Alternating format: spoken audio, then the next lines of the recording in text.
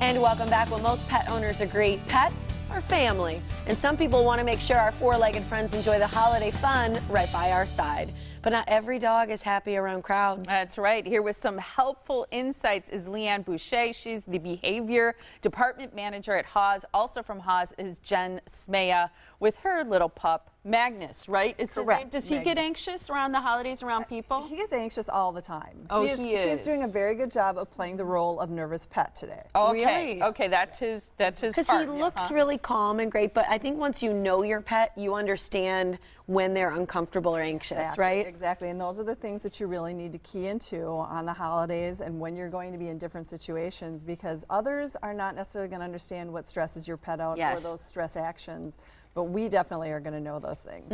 And I think it's great to communicate that, you know, like you said, is really say, you know, he doesn't like it when, you know, you do that or whatever it may be. I think that sort of help to people is always liked. What are some behaviors that you can find from a dog or a cat when they're anxious or uncomfortable? Yeah, so Magnus actually throws out a couple stress signals or calming signals quite frequently. In the green room here, he was yawning, he was avoiding there it is. contact. Oh, there we go. Right now. That's so good. You know, he can be warm, but also a stress pant is more of like an anxious, elevated breathing, rapid breathing. So the stress pant, he was trying to hide behind Jen at one point. So, you know, when you know your dog and you can tell that they're more anxious, the important rule of thumb, I think, is to make sure that you understand wholeheartedly your dog doesn't have to be friends with every guest. Sometimes they're going to be most comfortable put away where the guests aren't going to go in the home. Especially when there's small kids sometimes coming at them, right?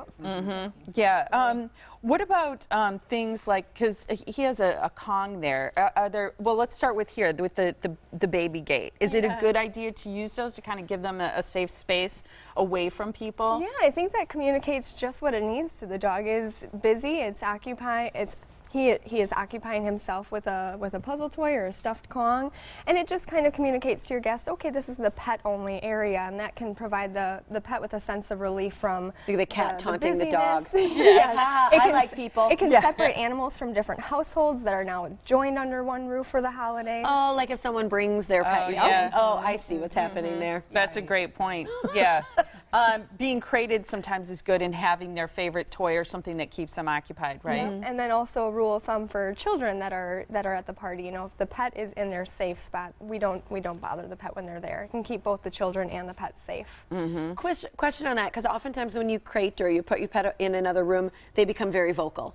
And it's hard, I think, as a pet parent to hear that and not want to go tend to it. What do you suggest? And that's very true, and that might happen. That might realistically happen for a lot of families. But you can't be playing hostess or host really well at the same time that you're playing pet parent. So it's okay to let them be vocal and meow or bark a little? Yes, and yes and no. We want to make sure that you're meeting your pet's needs before the party. Exercise, mental stimulation. If they can't handle the household of guests and they're going to be barking the whole time, I'm not here to say that anxiety should be ratcheted the whole day just for the sake of putting them away. Can they go to grandma and grandpa's? Can a neighbor take them?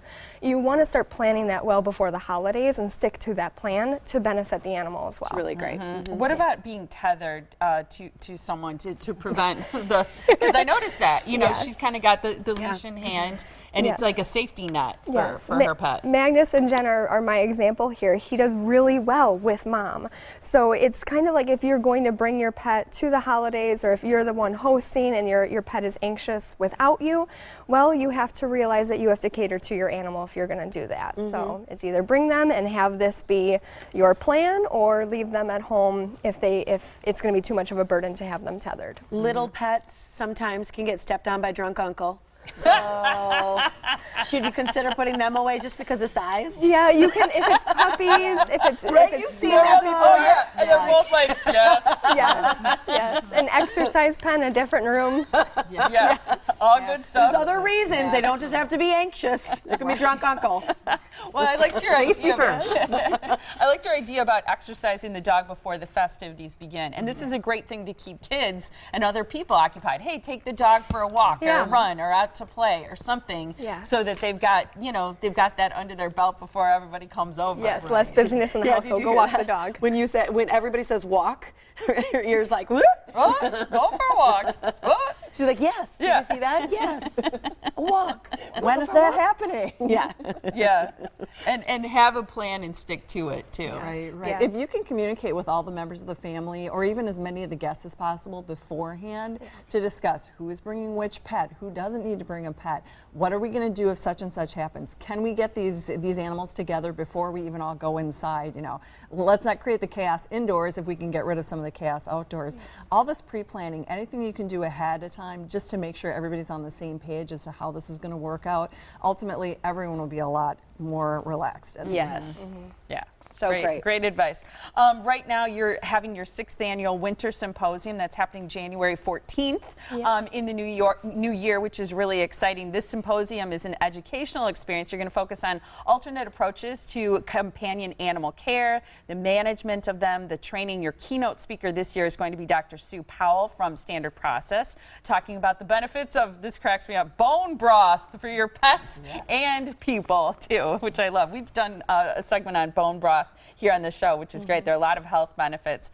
For details on registering, you can go to hawspets.org or call the phone number you see there on your screen. Great to see you guys. Thank you. Happy holidays. Same to you.